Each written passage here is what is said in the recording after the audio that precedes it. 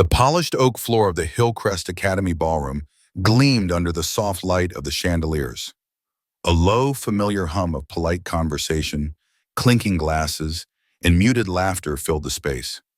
Jim stood near a display of silent auction items, a champagne flute cool against his palm. He was 43, and the knot in his stomach felt older. His eyes scanned the room, picking out familiar faces, people whose names he knew, but whose lives felt increasingly distant from his own. He watched Sarah across the room, radiant in a sapphire gown, her laugh tinkling like tiny bells. She moved with an ease he admired, a practiced grace that spoke of countless similar evenings. She was speaking to a small group gathered around Garrett Miller, CEO of Miller Technologies. Jim saw Sarah gesture, her hand briefly touching Garrett's arm. Then her gaze, sharp and direct, found Jim's. He saw the flicker of something in her eyes, a calculated shift, before she turned back to the group, her voice carrying a little further than before. Jim manages boxes. We shape future leaders, she said, her tone a smooth dismissal, a casual pronouncement delivered with surgical precision. The words felt like a physical impact. Jim's champagne flute, half raised, froze. The fine bubbles shimmered, unmoving. He felt a sudden, profound chill spread through his chest, colder than the ice in his drink. Heads, alerted by the subtle change in Sarah's voice, turned. He saw the polite smiles on some faces, the quick, veiled glances on others. He stood there, exposed, the simple white linen of his shirt suddenly too thin. Sarah, already moving on, placed her hand unhurried on Garrett Miller's sleeve. Garrett, accustomed to such attention, offered a polite, practiced smile, utterly unaware of the internal earthquake Jim felt, the ground shifting beneath him. Box manager. The words echoed. Jim had built a career, a successful division, negotiated global supply chains that moved goods worth millions. He'd navigated economic shifts, managed hundreds of employees, and solved logistical nightmares. Yet, in the estimation of his wife of 15 years, he simply managed boxes. The realization hit him with a cold, clear force. His marriage was over. The thought was not one of sudden despair, but a quiet, irrefutable fact, a ledger balanced. 3 days prior, the demand had come without preamble.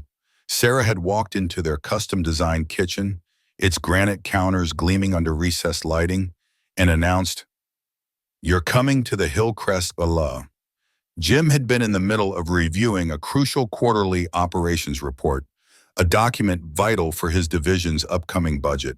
He tried to explain the urgency, the critical nature of the data. "I have a deadline, Sarah. This review is essential, non-negotiable." She had simply waved a dismissive hand, her eyes scanning her phone. "Shipping routes or whatever it is you talk about.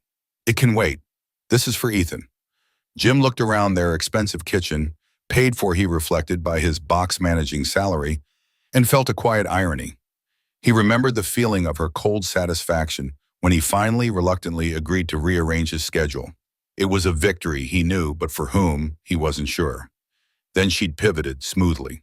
"And I spoke with the Sterling and Company representative tonight. They're offering an internship next summer." Perfect for Ethan. Sterling and Company was a prestigious financial firm, a name that carried weight in their social circle. Jim thought of Ethan, holed up in his room, poring over coding tutorials, lines of script glowing on his monitor. Ethan wanted to build things, not crunch numbers. The chasm between their values, his and Sarah's, felt wider with each passing year.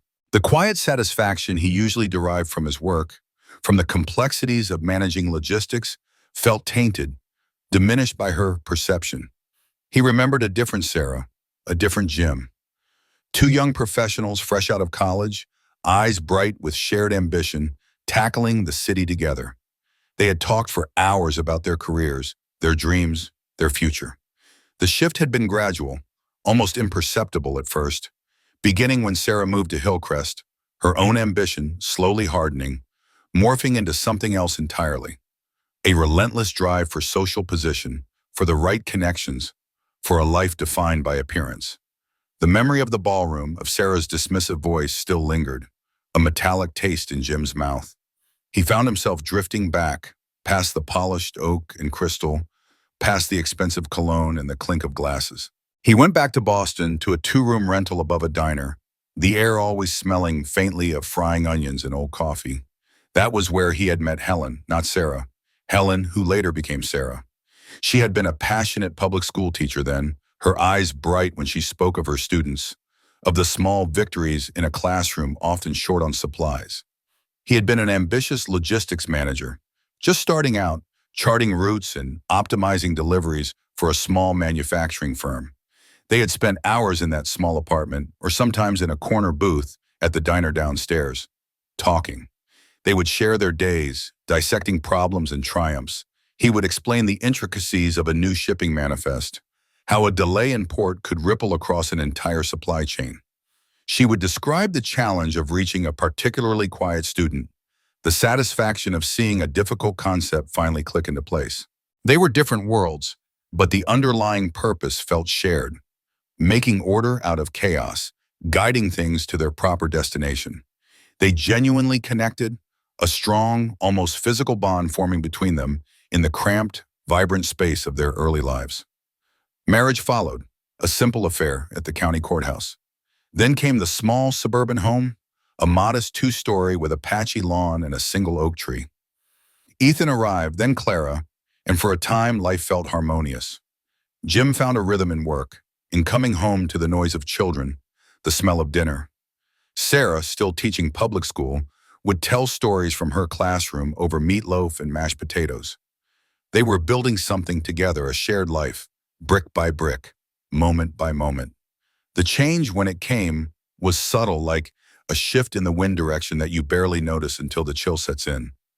Sarah announced she was moving to Hillcrest Academy. Better resources, she'd said. Smaller classes. It's what we want for our own kids, right? Jim had agreed, thinking of Ethan and Clara. Her salary, even at the prestigious private school, never quite matched Jim's increasingly significant income. But her social connections exploded. The change was immediate, a new circle of friends, a different kind of conversation.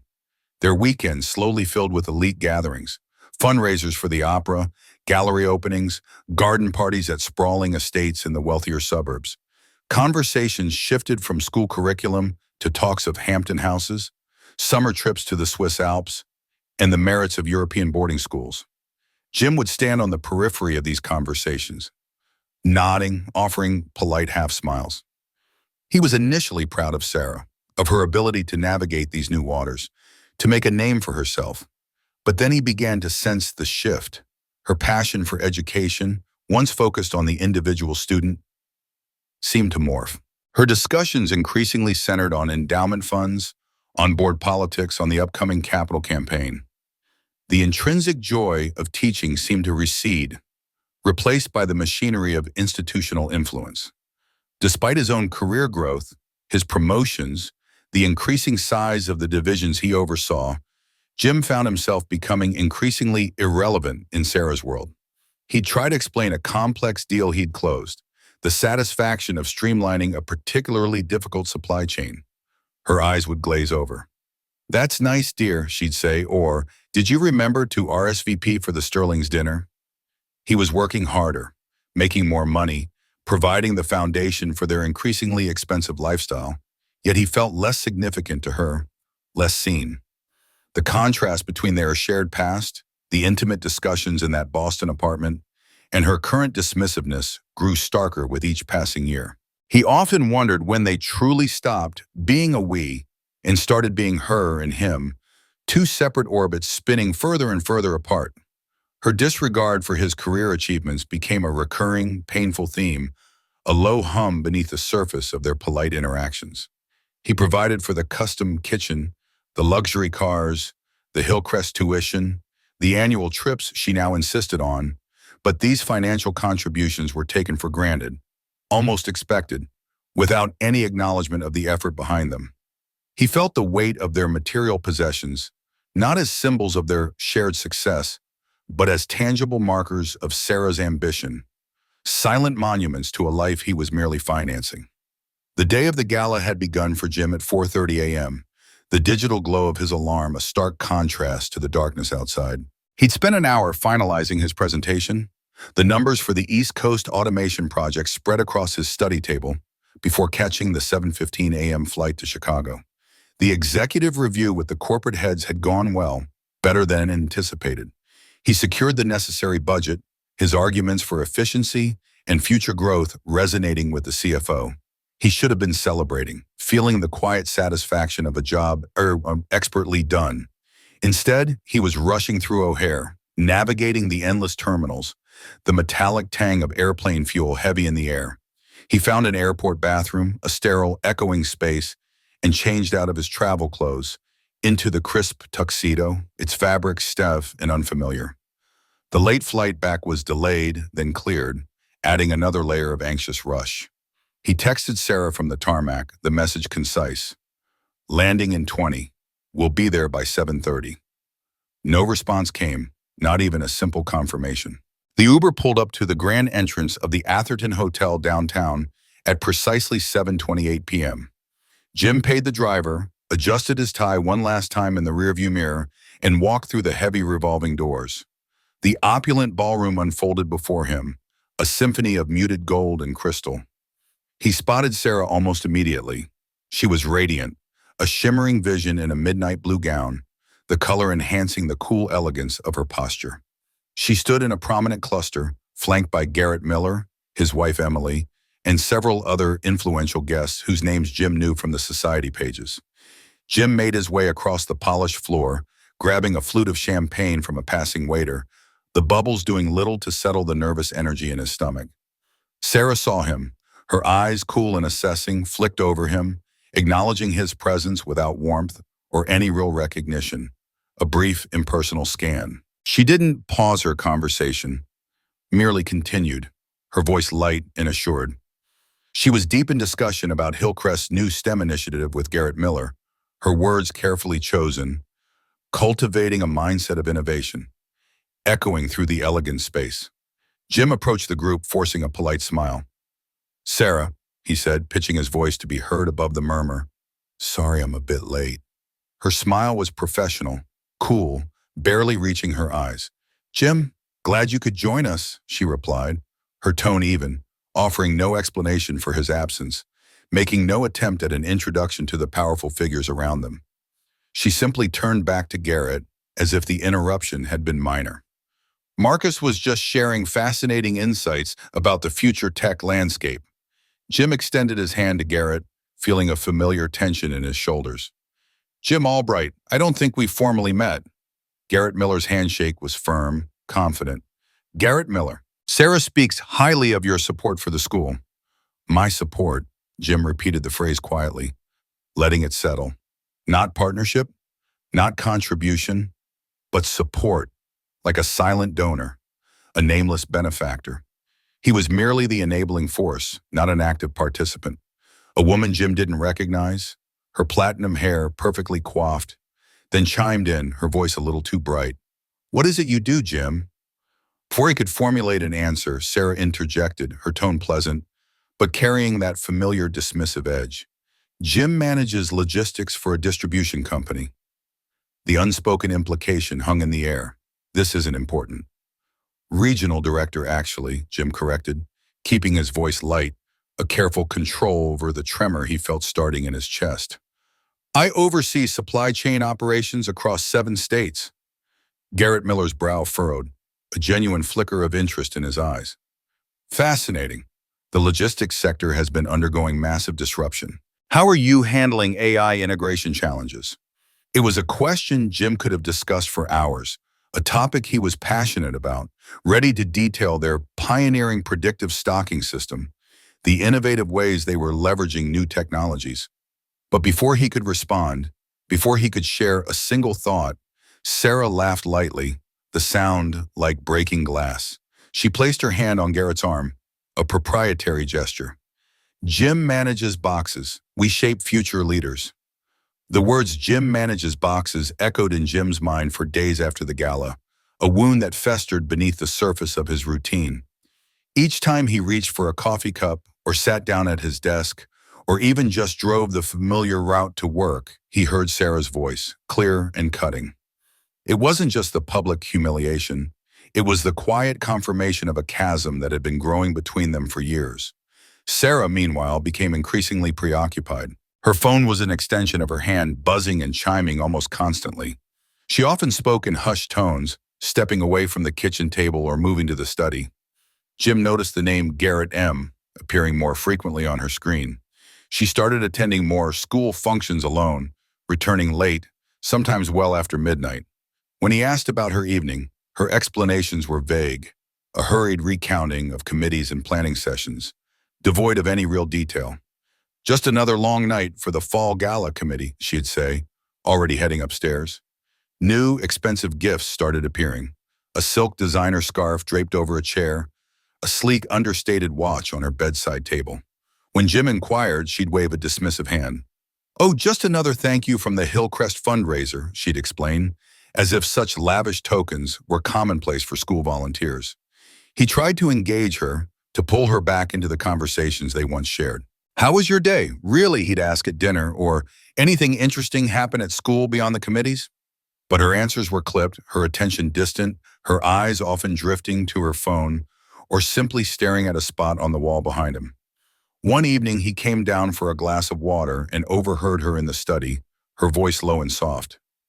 He heard pet names he hadn't heard in years, words like sweetheart and my love, uttered with an intimacy that sent a cold shiver down his spine.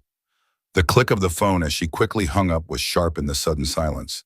He stood frozen, listening to the creak of her chair as she moved, then the soft padding of her slippers as she came down the hall, pausing only briefly at the study door before continuing to the kitchen. Her eyes, when they met his, held a brief, unreadable flicker before she offered a practiced, tired smile. "Just coordinating with one of the parents," she said. Ethan and Clara, with the acute perception of children, began to notice the tension, the quiet absences. "Why aren't you and Mom talking as much?" Clara asked one morning, her spoon stirring her cereal slowly.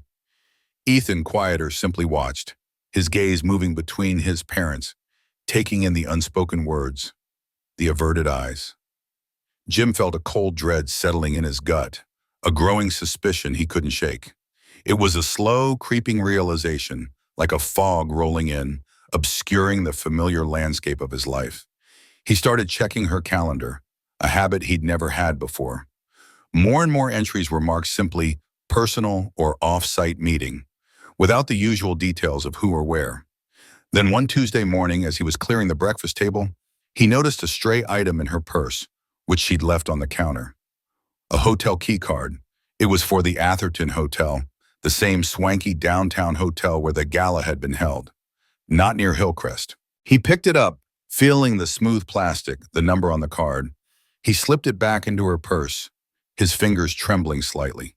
The emotional distance between them, once a subtle gap, had widened into an abyss, filled with unspoken accusations and unasked questions.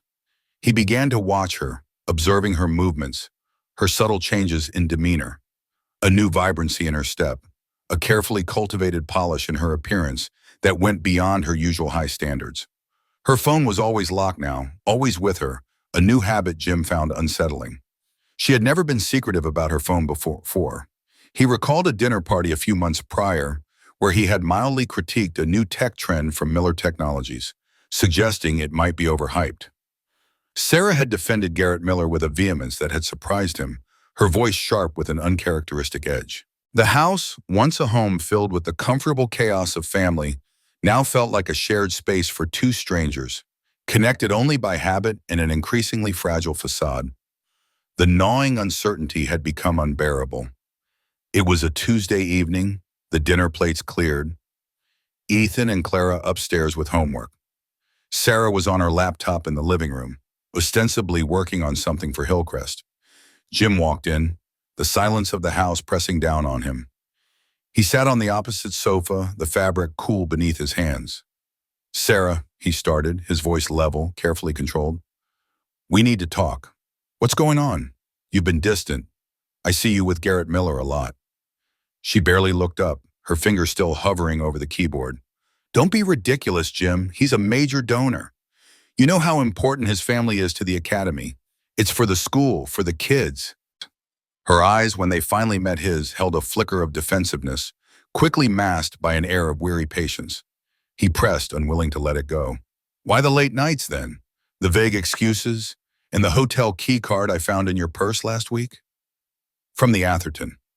The laptop slammed shut, the sound sharp in the quiet room. Sarah rose, her posture stiff, her gaze suddenly cold. You went through my purse? Are you serious, Jim?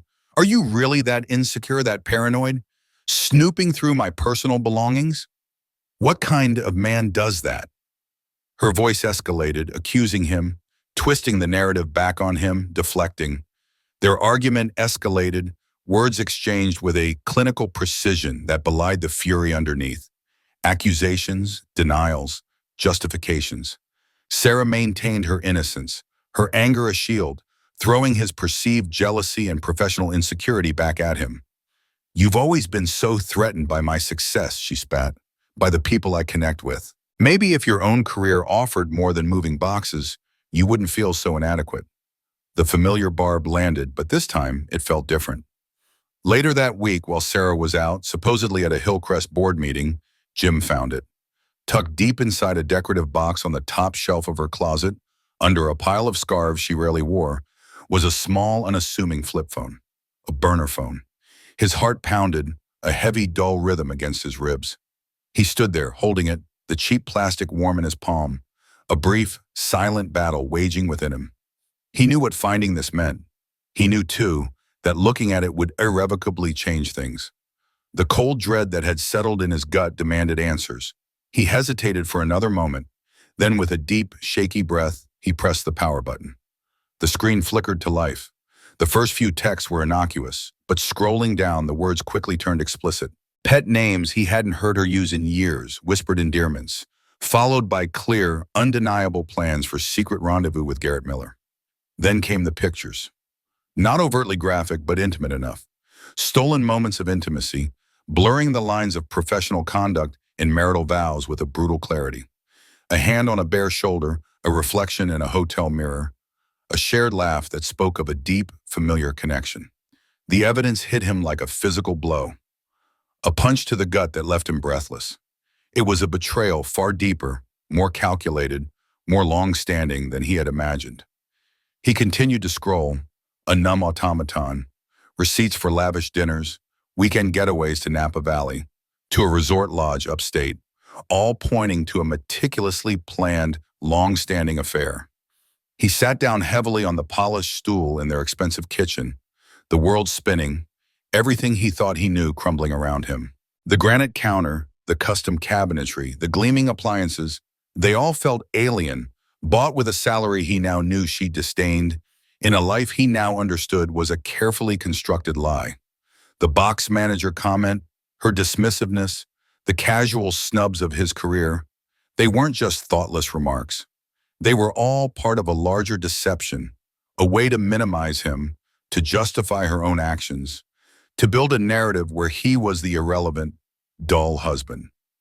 If you're wondering how a life built on trust and shared dreams can unravel with such cold calculation, stick around to the end to see how life's costly choices unfold. He felt a profound sense of humiliation, not just for himself, but for Ethan and Clara, his children, whose innocent questions about their parents' distance now had a sickening, unspoken answer. The weight of it pressed down on him, a heavy, suffocating blanket of shame and anger. The house, with its expensive furnishings and immaculate surfaces, felt colder than ever. Jim wandered through it like a ghost in his own life, the silence amplifying his pain.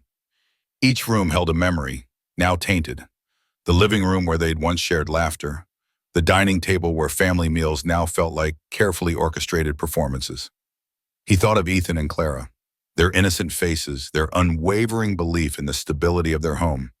How would this betrayal shatter their perception of family, of security?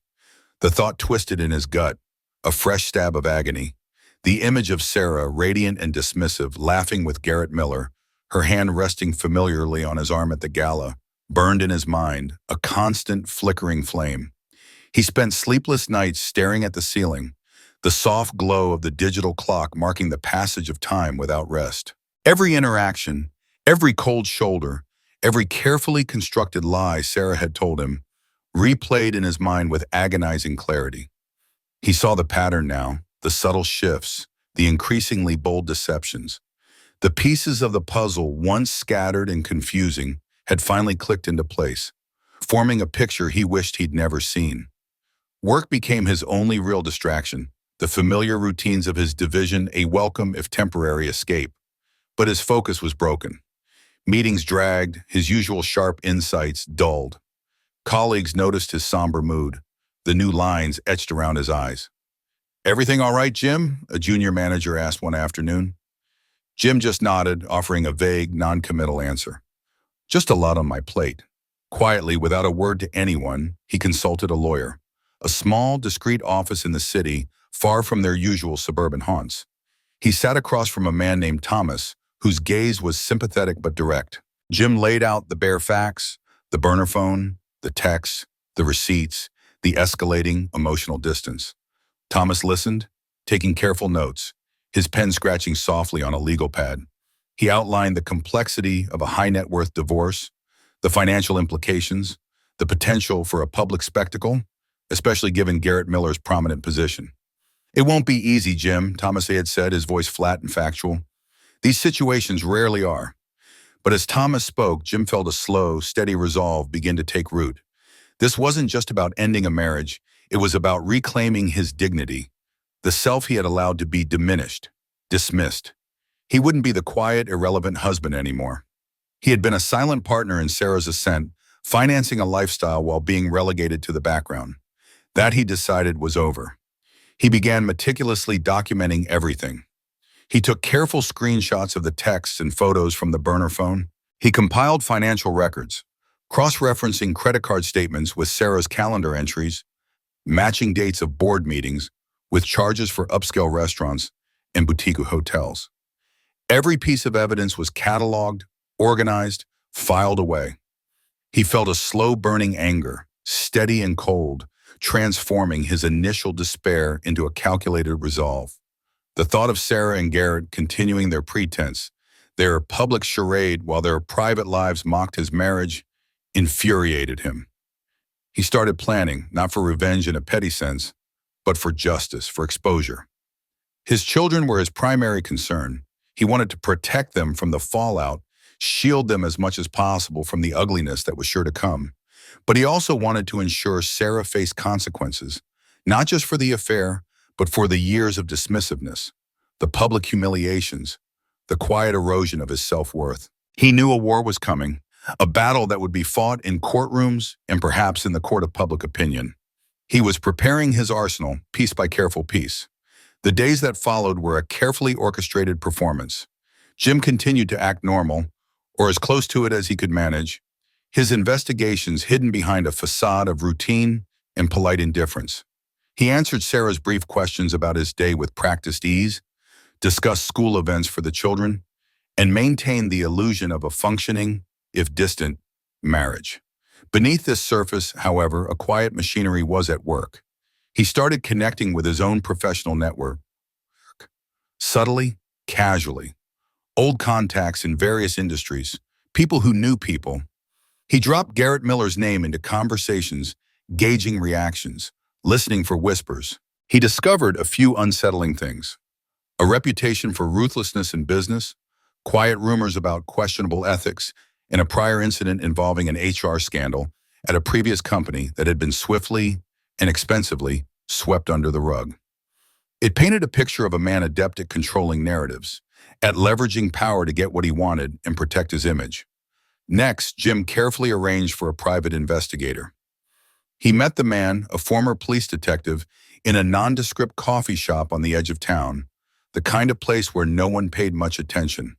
He laid out the situation, handed over the burner phone details, and requested undeniable proof of the affair. "I don't want speculation," Jim stated, his voice low and firm. "I want facts. Times, dates, locations, photos, everything." He knew the cost would be substantial, but the necessity was greater. Simultaneously, he restructured his finances. Working closely with his lawyer and a trusted financial advisor, he began securing his assets, moving funds, preparing for the inevitable legal battle that would unravel their shared financial life. It was a tedious, draining process, but each step was a concrete action, a small victory in a larger war. He had difficult, honest conversations with his sister, Martha, over long, hushed phone calls late at night. Martha, practical and fiercely loyal, listened without judgment, offering a quiet strength and sound counsel. "It's ugly, Jim," she'd said, her voice filled with a rare sadness. "But you're doing the right thing for the kids and for yourself." Her words, simple and direct, provided a lifeline in the emotional chaos. His lawyer Thomas also advised him on public relations strategy. "Sarah will try to control the narrative," Thomas explained, his tone devoid of emotion. "She'll play the wronged woman or the misunderstood professional. We need to anticipate that." Jim reflected on Sarah's carefully constructed image: the esteemed educator, the tireless board member, the pillar of the community, championing innovation and leadership. He recognized the profound hypocrisy of it all, how deeply it contrasted with her secret actions. It solidified his resolve. Jim found strength in the quiet purpose of protecting Ethan and Clara and in upholding his own integrity, which had been so casually discarded by Sarah. Every meeting, every phone call, every document he amassed felt like a piece of his counteroffensive, a careful brick laid in the foundation of his new future. He felt a strange mix of sadness for the marriage that was, for the early years that had held such promise, and a steely determination for the future, whatever it might hold. The emotional toll was immense. There were moments of profound exhaustion, of raw grief, of sheer anger. But the clarity of his purpose kept him going. He envisioned the moment of confrontation, not with shouting or theatrics, but with quiet, unyielding fact. No accusations, just the presentation of proof, irrefutable and cold. This was not just a fight for his family's truth, but for his own self-respect, a battle he now understood he had to win. The Hillcrest Academy's spring fundraising dinner was a glittering affair, held, fittingly, in the same grand ballroom where Sarah had dismissed Jim months earlier. Jim arrived early, choosing a moment when the room was just beginning to fill, the initial buzz of conversation still polite and subdued. He was composed, his tuxedo fitting perfectly, his posture straight. In his inner jacket pocket, an envelope, thin but heavy with its contents, rested against his heart. He scanned the room, making sure the key members of the Hillcrest board were present, their wives seated beside them, their gazes sweeping the room for familiar faces. And then he saw her, Emily Miller, Garrett's wife, elegant and poised at a prominent table near the stage. Sarah spotted him across the expanse of polished floor and crystal, her usual professional smile freezing for a flicker of a second. She registered his presence, then her eyes narrowed slightly, a subtle shift that indicated she sensed something was amiss, a deviation from the expected script. Jim made his way across the room, the hushed murmur of conversation parting around him.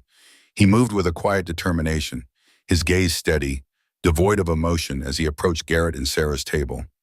"Sarah, Garrett," he said, his voice calm, clear, just loud enough for the small circle of their table and those immediately adjacent to hear. "I believe we need to discuss a few things." He watched Sarah's eyes, saw the fierce spark behind the professional composure. She opened her mouth to speak, but no words came out. With a deliberate slowness, Jim subtly placed the envelope on the crisp white tablecloth directly between Sarah and Garrett. Its contents, a neatly stacked pile of photos, printouts of burner phone records, copies of hotel receipts, were just visible, peeking from beneath the flap. Sarah's face went ashen, the color draining away until her skin looked like polished marble. Garrett, seeing the envelope and Sarah's sudden pallor, shifted uncomfortably in his seat, a flicker of panic in his eyes, sensing the impending disaster. "This isn't about boxes anymore, Sarah," Jim continued, his voice low, almost a whisper, yet carrying a resonance that cut through the surrounding hum of the room. "This is about character, about trust, about what future leaders truly embody." He didn't raise his voice, didn't make a scene. He simply laid out the truth, cold and unadorned. Emily Miller, Garrett's wife, sitting directly across from them, had been idly sipping her water. Her eyes, drawn by the sudden tension, fell upon the envelope. She saw the photographs, the dates on the receipts. Her eyes widened in horror and disbelief, her hand trembling as she set her glass down. A hushed whisper began, a ripple spreading outward from their table like wildfire. Heads turned, questions were whispered. The truth, ugly and undeniable, began to unfold in the grand ballroom. The once proud image of Sarah Albright, the esteemed educator, the tireless community leader, shattered in front of everyone, dissolving into fragments like broken glass. Garrett Miller's reputation, meticulously built over decades, his company's standing, his carefully cultivated persona of integrity, instantly compromised. Jim watched, detached, as Sarah's meticulously crafted world crumbled before his eyes. The price of her choices finally laid bare for all to see. There was no triumph in his gaze, only a quiet, resolute sadness. The divorce proceedings began swiftly, contentious as expected, but with overwhelming, undeniable evidence on Jim's side. Sarah lost her position at Hillcrest Academy, her carefully built career collapsing under the weight of the scandal. Garrett faced significant fallout within his company and his own marriage, the ripples of the public exposure affecting both his professional and his personal life. Jim, though profoundly wounded by the long betrayal, found a new sense of peace in the aftermath. He rebuilt his life, focusing on Ethan and Clara, creating a home grounded in honesty and quiet strength. He understood, with a clarity he'd never had before, that true leadership wasn't about prestige or power or the superficial glitter of a gala, but about integrity, a lesson Sarah Albright had learned far too late. Word count 879, Jim focused on what mattered. The quiet mornings with Ethan and Clara, the satisfaction of a job well done, the simple rhythms of a life free from pretense. Their home, once a stage for Sarah's ambition, became a sanctuary of genuine connection. He taught his children that success wasn't measured by social standing or material wealth, but by the strength of one's character and the truth held in one's actions. The pain of the past lingered, a scar, but it no longer defined him. He had faced betrayal and found the courage to reclaim his life, building a future founded on solid ground, not shifting sands. He had learned the true cost of choices and the quiet power of unwavering principle. Jim focused on what mattered. The quiet mornings with Ethan and Clara, the satisfaction of a job well done, the simple rhythms of a life free from pretense. Their home, once a stage for Sarah's ambition, became a sanctuary of genuine connection. He taught his children that success wasn't measured by social standing or material wealth, but by the strength of one's character and the truth held in one's actions. The pain of the past lingered, a scar, but it no longer defined him. He had faced betrayal and found the courage to reclaim his life, building a future founded on solid ground, not shifting sands. He had learned the true cost of choices and the quiet power of unwavering principle.